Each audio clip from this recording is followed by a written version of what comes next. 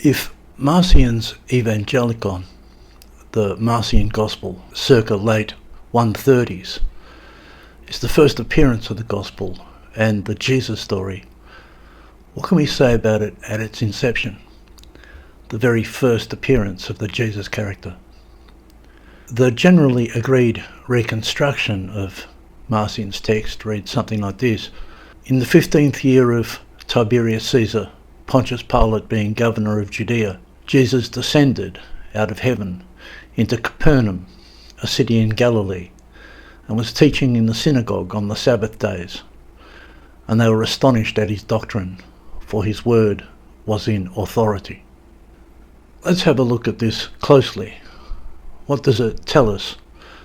What is already settled in place or is being put in place at this point? What stands out? What does it tell us about the nature of the primitive tradition? This is our first glimpse, our introduction to Jesus. This is where he walks on stage. His name is already given, Jesus, that is Joshua. By name, he is a Joshua figure. We tend to overlook that. This character, when he first appears, is named Joshua. In the 15th year of Tiberius, Pontius Pilate being governor of Judea, and so it is pinned to a particular time. Jesus descended out of heaven into Capernaum, a city in Galilee. Not all reconstructions of Marcion add out of heaven, but it seems to be implied, and was teaching in the synagogue on the Sabbath days, and they were astonished at his doctrine, for his word was in authority. He spoke with authority.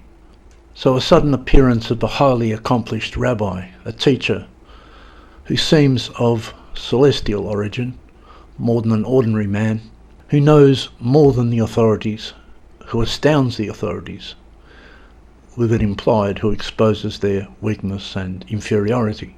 This great teacher appeared out of nowhere in Galilee, Capernaum. He was a teacher in the synagogues on the Sabbath. We can reduce this story to Jesus descended out of heaven and was teaching in the synagogue on the Sabbath days, and they were astonished at his doctrine, for his word was in authority.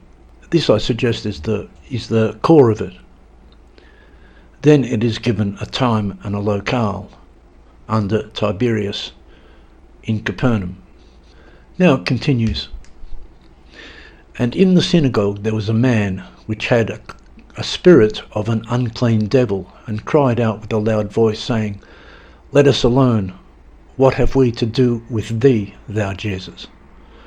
Art thou come to destroy us? I know who thou art, the Holy One of God. And Jesus rebuked him, saying, Hold thy peace, and come out of him. And when the devil had thrown him in the midst, he came out of him, and hurt him not. And they were all amazed, and spake amongst themselves, saying, What a word is this?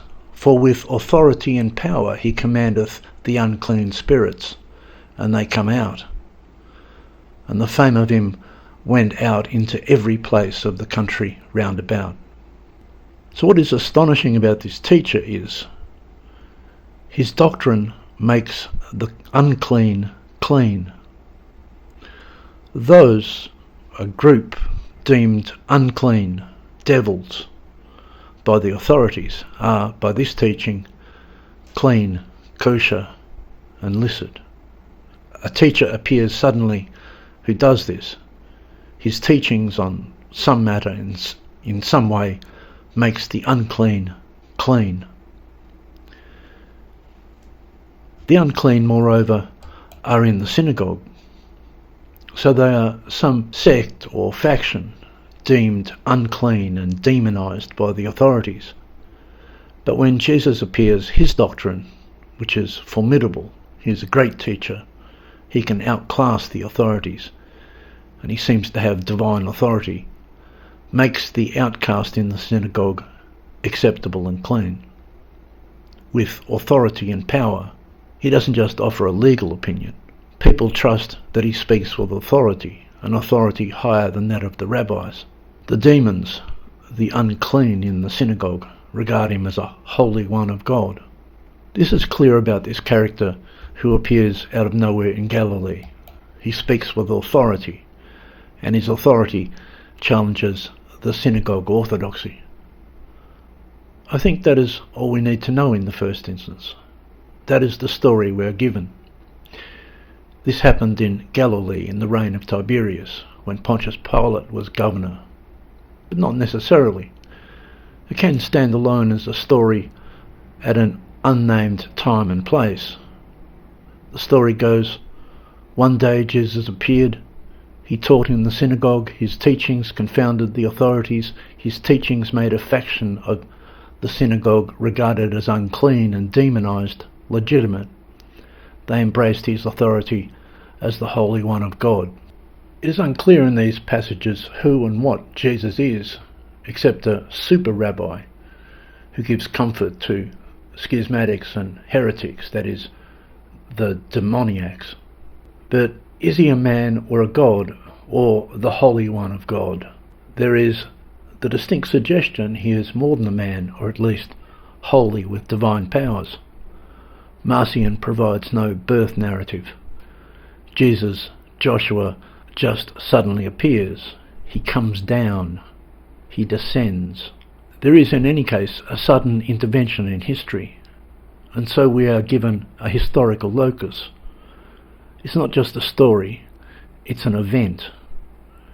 Jesus is not a mere mortal, but his appearance was an historical event, a divine intervention.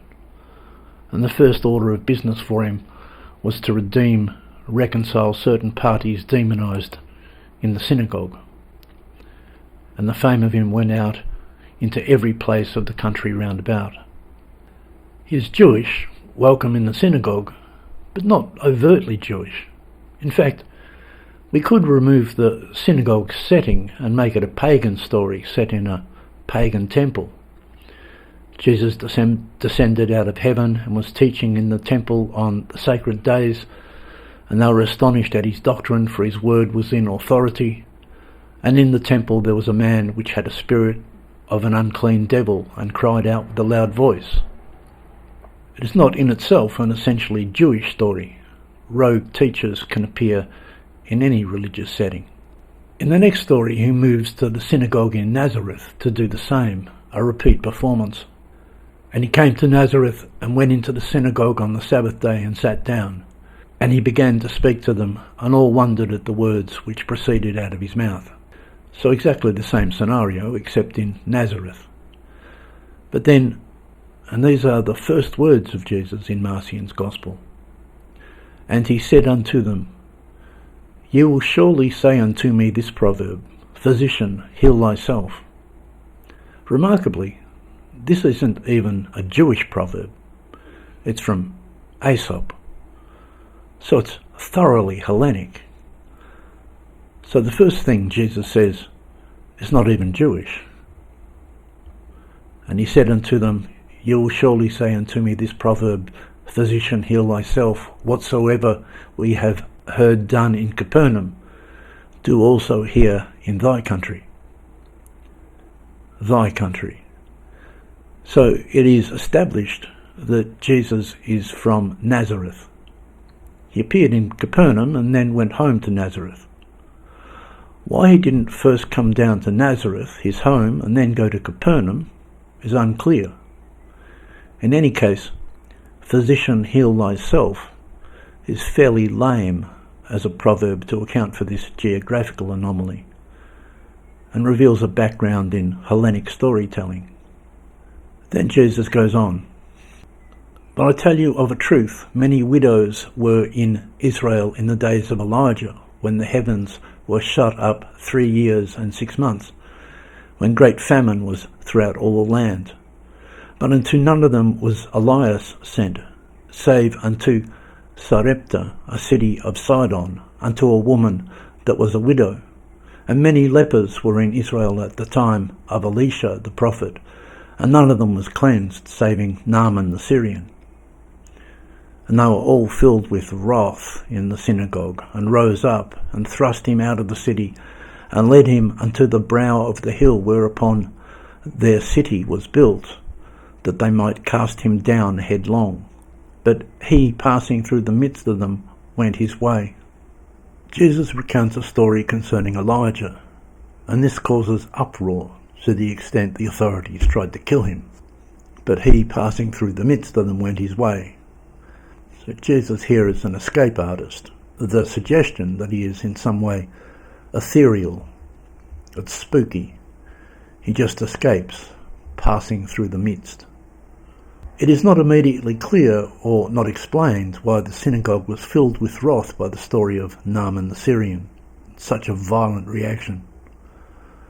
The point of the story is that Naaman was a foreigner, and yet he was healed, and the lepers of Israel were not. Again, this Jesus violates established Jewish boundaries.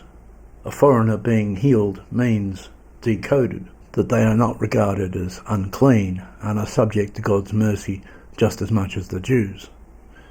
It is this denial of Jewish exceptionalism that stirs the authorities against Jesus. He heals the unclean, meaning here in this story, he opens the door for demoniacs and foreigners. I must point out that this story is very reminiscent of accounts elsewhere in other stories, such as Josephus, of James, called the righteous, who was presented as the brother of Jesus. Of this James, we are told he discoursed on the Book of Kings. His teachings caused strife, and he was thrown headlong from the pinnacle of the temple. There's no mistaking the similarities. But the story here concerns Jesus Joshua. Indeed, Jesus appears like one of these righteous figures. There was the righteous teacher in the Dead Sea Scrolls, and James the righteous. In both cases, their righteousness consists in great insight into the interpretation of Scripture, interpretations that confound conventional interpretations. We have a portrait of a righteous religious teacher who has an aura of sanctity, who challenges the religious establishment, specifically on the question of who is and isn't clean. The Jews regard themselves as clean, and others, including other sects and foreigners, as unclean. The upshot of the deeds and teachings of Jesus is to challenge this. He heals the unclean. He discourses on Naaman the Syrian, the foreigner who was healed of leprosy, that is made clean and acceptable. Moreover, in the story, Naaman is healed not by any temple blessing, but by bathing in the Jordan. The story perhaps upsets the authorities for that reason too. John the Baptist appears somewhat later in Marcion's Gospel, not at the beginning. But the story of Naaman the Syrian foreshadows John baptizing, ritual cleansing, in the Jordan, that is, independent of the religious establishment. John's purifications in the Jordan are in direct competition with the ritual purifications with generous donations of the authorities of the day. All of this material reports a challenge to Jewish orthodoxy, specifically synagogue orthodoxy, so rabbinic and Pharisaic. Such a challenge arose in the 15th year of Tiberius in Galilee. This is our introduction to Jesus. This is the character who first appears in Marcion's Gospel. It seems to be a received portrait, in which case we have to posit an oral tradition or hypothetical documents that preceded Marcion's account. Heresiologists say Marcion abridged the Gospel of Luke. It now seems more likely Luke is an expansion of Marcion, and that Marcion is the primitive text. We can be certain, though, that the Jesus tradition was formed to this extent at this time. Does it reveal an historical figure? Not without affixing the time and locale.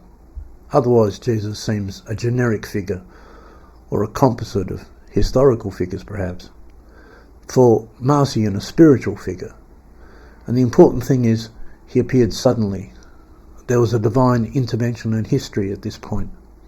For Marcion, we are told it was an absolutely unique intervention by a previously unknown God who was always hidden, as it were, behind the harsh but just God of the Hebrew revelation. That is where Marcion takes it. But not so Christian orthodoxy. The orthodox texts add the birth narratives. He is of woman born and historical, a real man. And the divine intervention comes at the Annunciation to Mary. There's none of that in Marcion.